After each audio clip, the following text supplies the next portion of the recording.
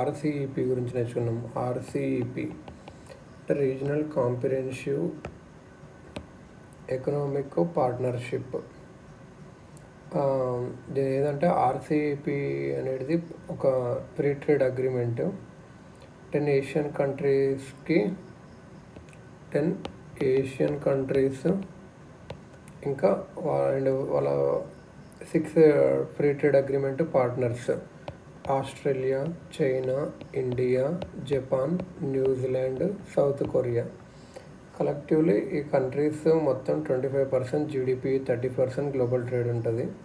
RCEP ఏం require చేస్తుందంటే tariff, non tariff barriers against each other తగ్గియాలి, ఇన్వెస్ట్మెంట్స్ పెంచుకోవాలి, ఎకనామిక్ అండ్ టెక్నికల్ కోఆపరేషన్ పెంచుకోవాలి, ఇంటలెక్చువల్ ప్రాపర్టీ రైట్స్ని ప్రొటెక్ట్ చేయాలి.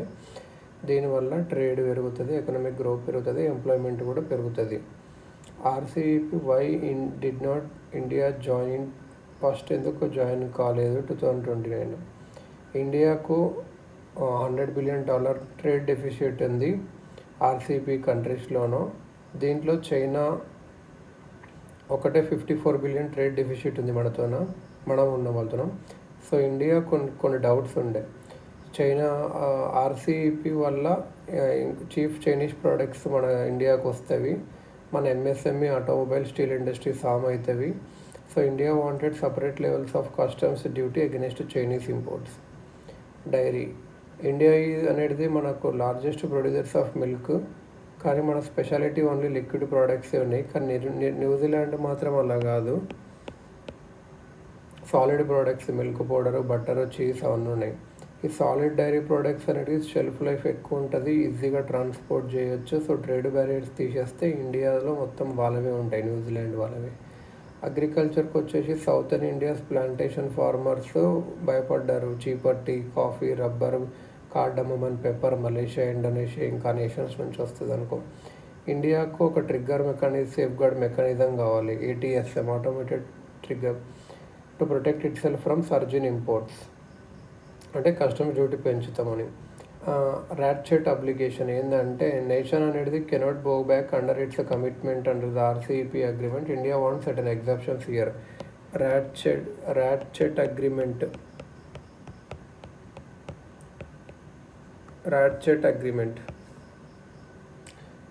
Data localization.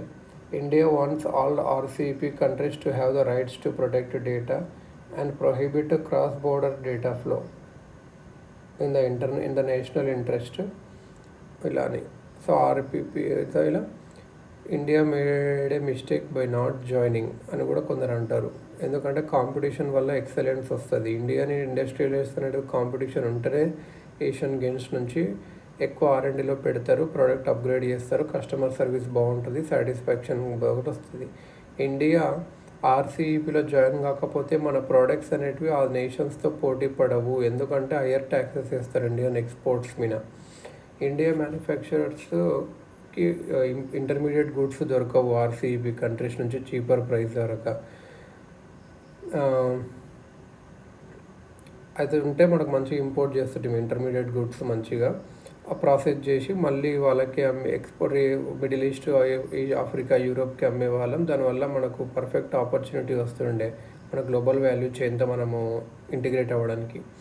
World banks A glass half full, the promise of regional trade in south Asia report ఏం చెప్పిందంటే India's potential trade in goods with south Asia is more than 60 billion. కానీ present మనం 20 బిలియనే చేస్తున్నాము tariff barriers, connectivity issue వల్ల. So RCEP అనేది మనకు necessary మన ఎక్స్పోర్ట్స్ని Boost చేయాలంటే. ఆర్సీఈపీ అనేది కొద్దిగా స్ట్రిక్ట్ ఉంటుంది ఇండియాస్ ఆన్గోయింగ్ ఎఫ్టీఈ నెగోషియేషన్స్ కన్నా విత్ యూఎస్ ఆర్ EU. ఇది లో హ్యాంగింగ్ ఫ్రూట్ మనం తీసుకోవాల్సింది.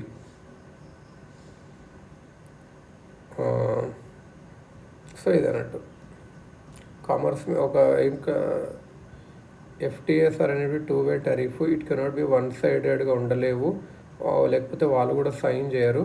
సో వాళ్ళ ప్రోడక్ట్స్ మనం అలో చేయకపోతే మన ప్రోడక్ట్స్ వాళ్ళు కూడా అలో చేయరు అని చెప్పి ఇలా.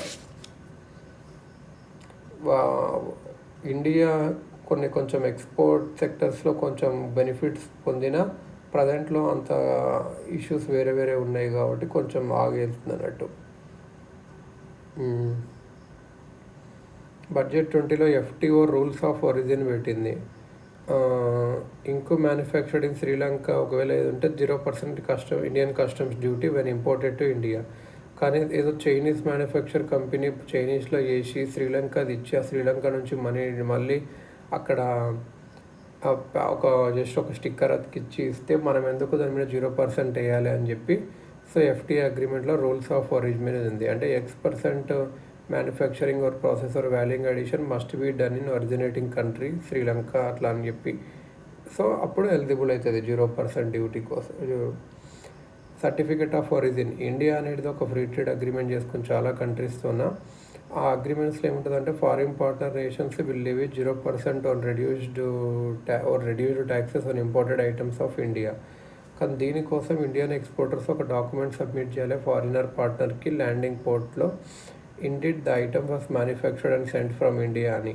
ఈ సర్టిఫికెట్ ఆఫ్ ఒరిజిన్ అనేది Directorate General of Foreign Trade ఇస్తారు. కామర్స్ మినిస్ట్రీ కింద ఒక ఆన్లైన్ పోర్టల్ ఉంటుంది. ట్రేడ్ అగ్రిమెంట్స్ లాజింగ్ సైన్ ఇప్పుడు NAFTA North American free trade agreement ఉండే కెనడా, యుఎస్, మెక్సికోకి ఇప్పుడు లేదు. ట్రంప్ నాఫ్టా వల్ల నష్టం జరుగుతుందని చెప్పి మెక్సికోతో కెనడాతో సపరేట్ డీల్ చేసుకున్నాడు. సౌత్ ఏషియన్ ఫ్రీ ట్రేడ్ ఇది సార్క్ నేషన్స్ మధ్యలో ఉంటుండే Afghanistan, Bangladesh, Bhutan, India, Maldive, Nepal, Pakistan, Sri Lanka. India attend అవ్వలేదు సార్క్ సమ్మిట్ పాకిస్తాన్లో జరిగితే ఉరి అటాక్ తర్వాత. ఇంకోటి ఆఫ్రికన్ యూనియన్ మెంబర్స్ కూడా ఒకటి African continental free trade agreement చేసుకున్నారు.